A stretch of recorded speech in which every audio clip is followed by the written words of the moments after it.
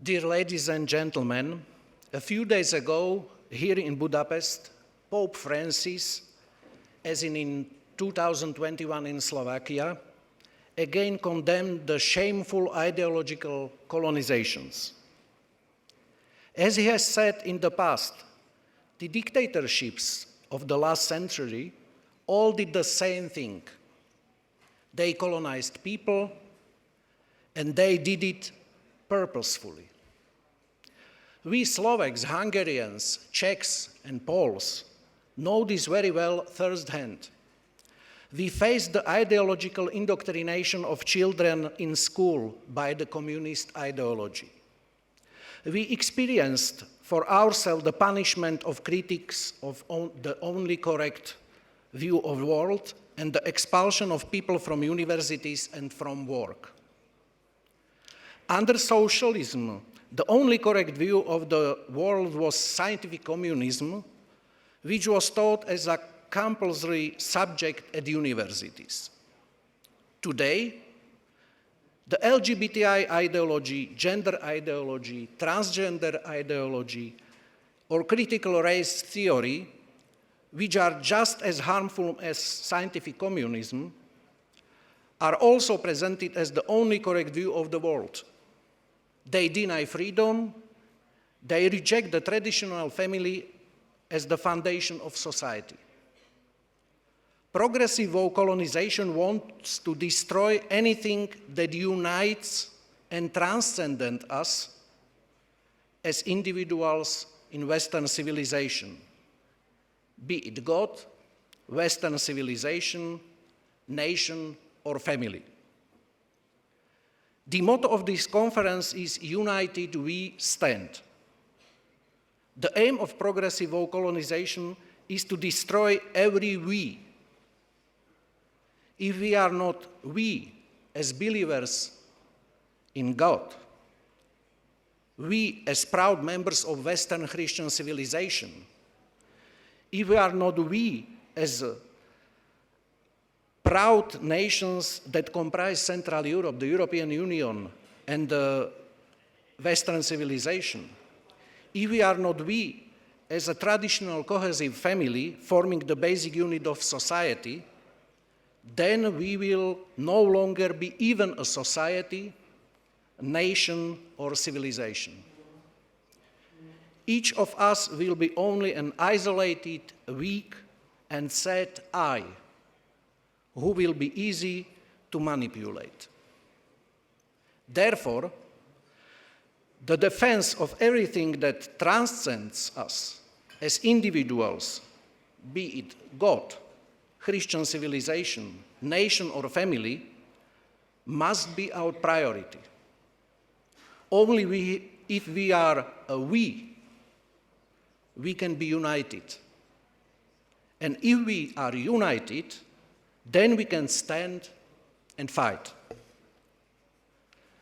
Prime Minister Viktor Orbán said here a year ago, "It is especially good to have something to back up your words." I agree, and I am pleased that I am able to back up my words about the need to protect and develop the we with concrete examples from Slovakia. As a minister in the Slovak government, I had the honor of implementing family policies that made Slovakia, together with Hungary and Poland, the most family-supporting country in Europe. We introduced a pregnancy benefit for women from the fourth month of pregnancy.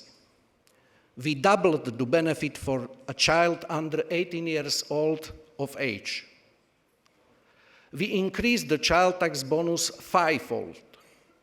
Every child under the age of 6 in Slovakia has the right not only for free health care, but also to medicines without any fee.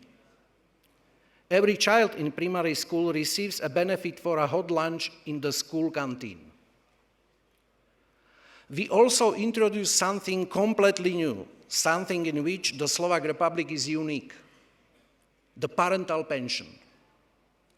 Each working Slovak citizen paying contribution to the Slovak public pension system has the constitutional right to send a part of this contribution directly to his or her mother and father, so long as they receive an old age pension. They can do this without having to pay higher taxes or contributions, and also without reducing the amount of his or her own future pension. This year, 850,000 old age pensioners in Slovakia will for the first time receive a parental pension, namely in the amount of 1.5% of the gross salary of each child who paid contribution to the public pension system. I think we can all agree here that children matter and that quality of their upbringing also matters, so they become full members of society. With the parental pension, the Slovak Republic is thanking the parents who raised such children.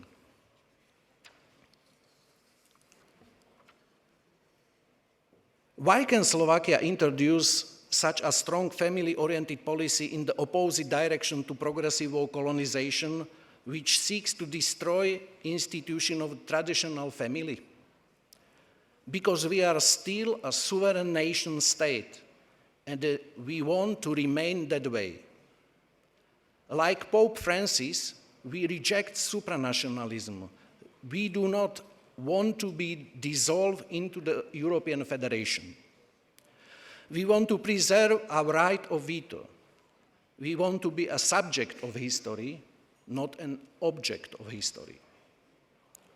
Only the cooperation between sovereign nation states can be a counterweight to progressive colonization. I am convinced that the cooperation between the V4 countries is also very important to this reason. I believe that the nations of Central Europe, the Baltics, and the Balkans have a common perception of freedom and the traditional family, as well as common perception of our civilization identity. This is why we were able to resist colonization attempts by Mongols and Muslim Turks for centuries. We stood against Nazism, we stood against communism, and we will also stand against progressive woke colonization. Because that's the mission of Central Europe nations. We are the defender of our civilization. It will not be easy, but Charles de Gaulle said, "To be great means to lead a great dispute." And Winston Churchill adds to this, "If you are going through hell, keep going." So keep going towards greatness. Thank you for your attention.